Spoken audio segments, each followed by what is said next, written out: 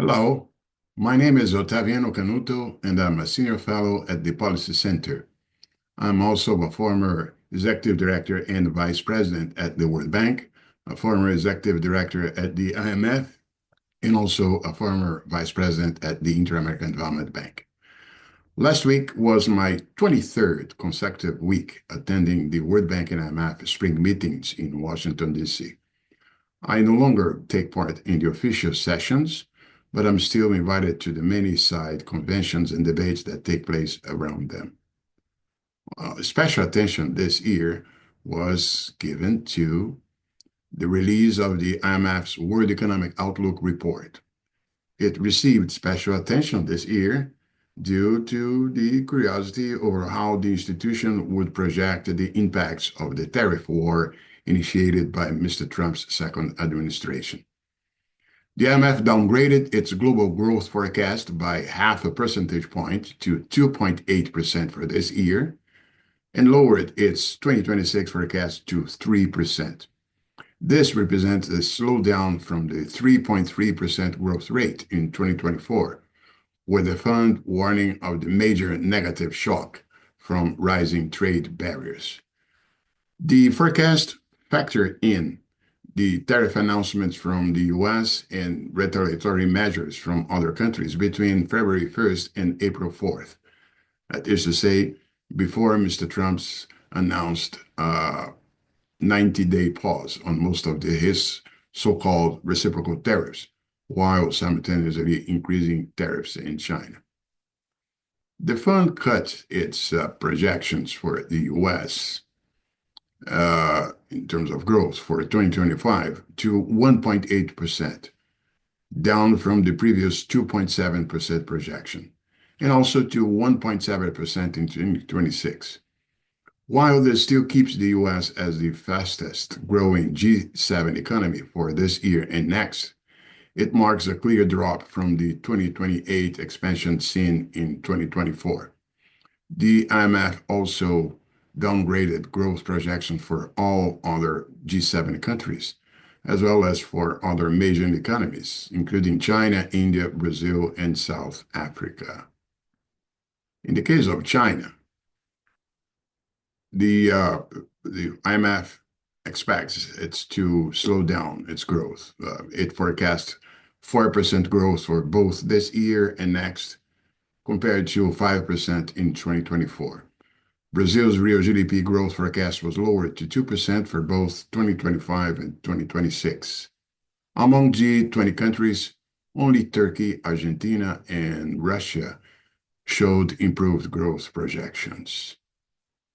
Well, another report also calling attention was the IMF's Global Financial Stability Report. Special attention was given to it because of the financial market turbulence since the start of this month, of April. The report concluded that risks to markets have increased significantly since the White House tariff moves, with a sell-off in US equities and government debt contributing to a tightening of financial conditions as shown in the chart. Well, and the announcement of the reciprocal tariffs on April 2nd had an immediate negative impact on stock markets, as you can see on the right side of this chart. And starting on April 7, we also start seeing similar effects in the US government bond markets. We started witnessing something very much uncommon, at least in the case of the US. That is to say, in the case of the US, yields on 10-year Treasury bonds rising while the dollar depreciated. This we have seen previously, typically in situations of emerging markets facing capital flight. And indeed, it looked like global portfolios began shedding US assets.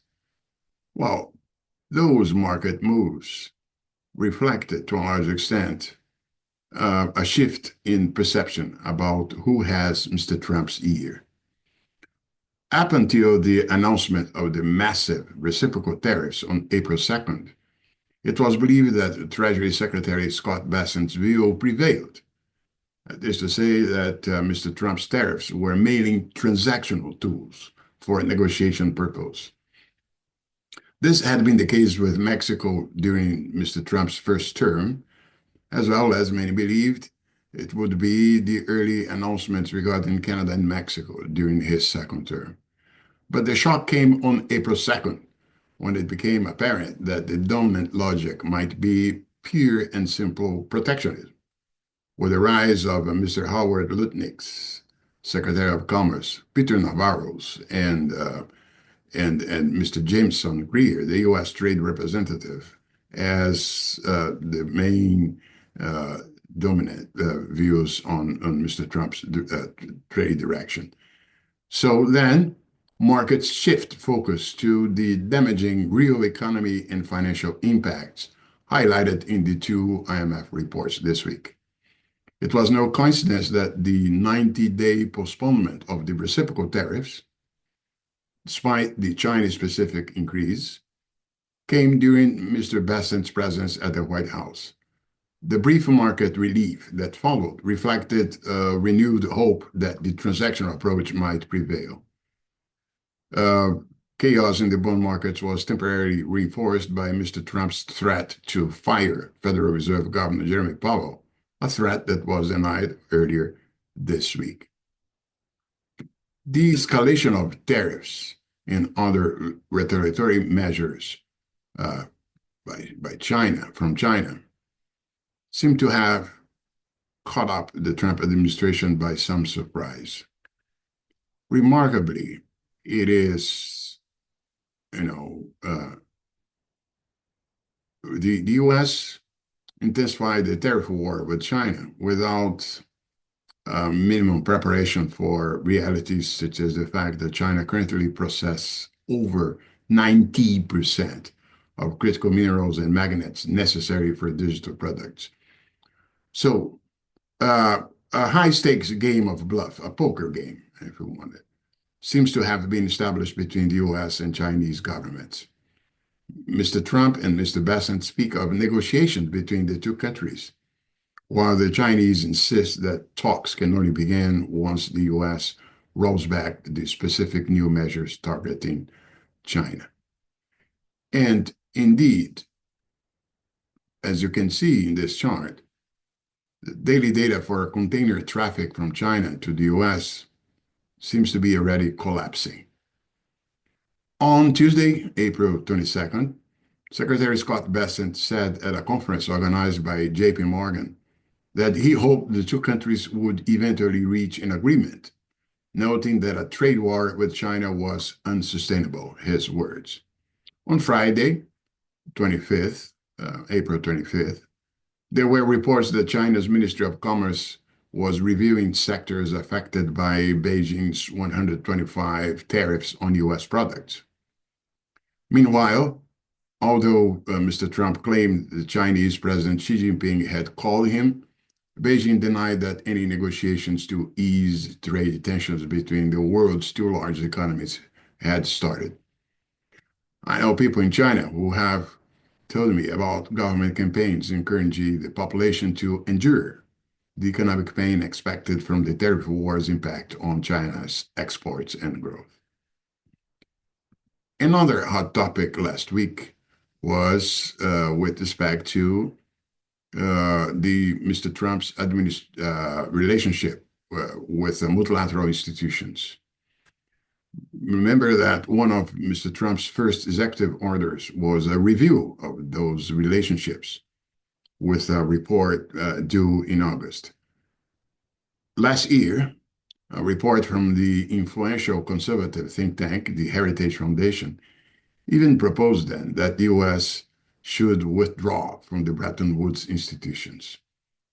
At one of the side events during this week's IMF World Bank spring meetings, hosted by the Institute of International Finance, Secretary Scott Bessent did not call for an exit, but emphasized tying U.S. contributions to a shift in institutional focus He criticized the IMF and World Bank for mission creep,